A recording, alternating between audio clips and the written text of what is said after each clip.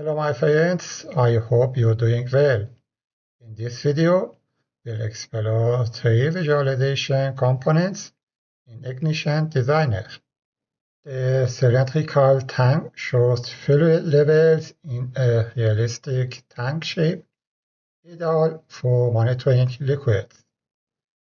The level indicator provides a simple visual bar for any tank value, while the linear scale displays numeric values along a customizable scale, making it easy to track thresholds and set points. The video is easy to follow, so please watch and enjoy it.